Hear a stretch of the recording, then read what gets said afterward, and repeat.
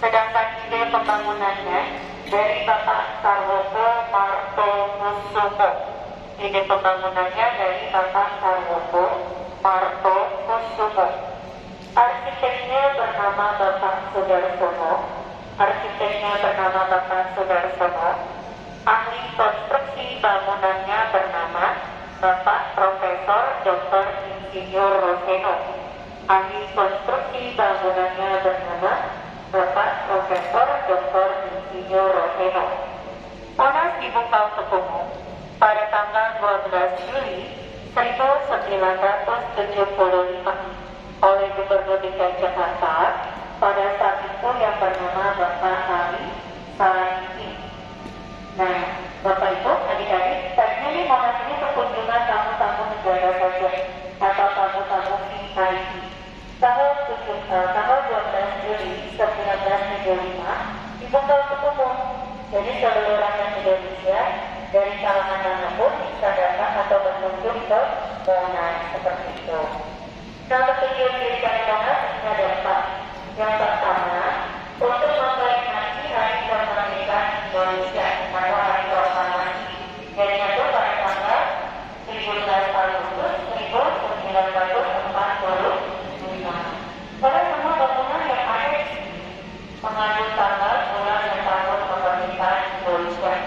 Yang kedua, sebagai lambang atau simbol semangat perjuangan bangsa Indonesia melawan para penjajah.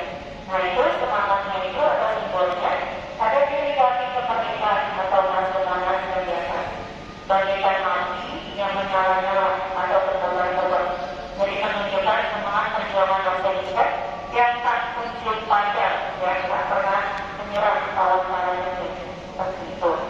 Nah, yang ketiga, tujuannya untuk mendidik generasi sekarang dan yang akan datang mengenai sejarah bangsa Indonesia.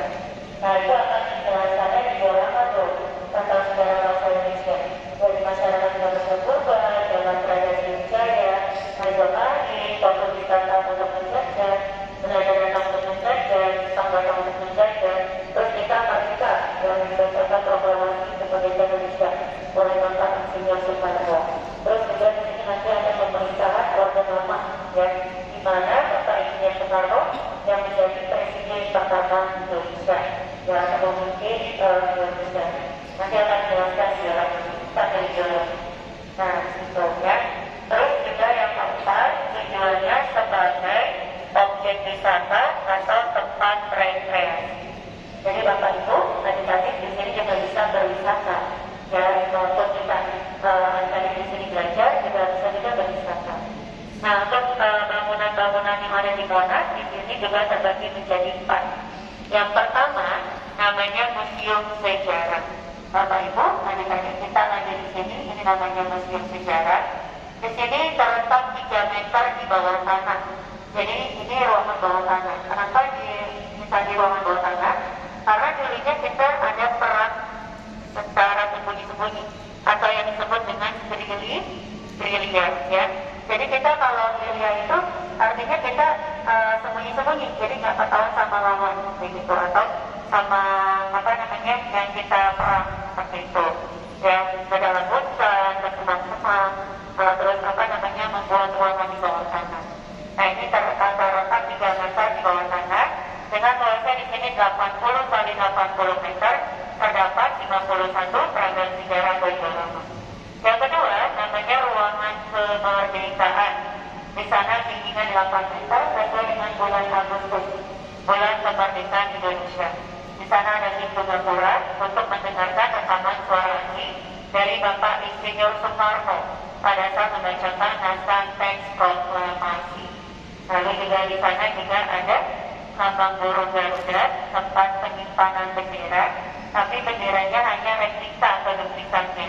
Kalau bendera sama merah putih aslinya disimpan di Istana Negara, di seberangnya Monas seperti itu.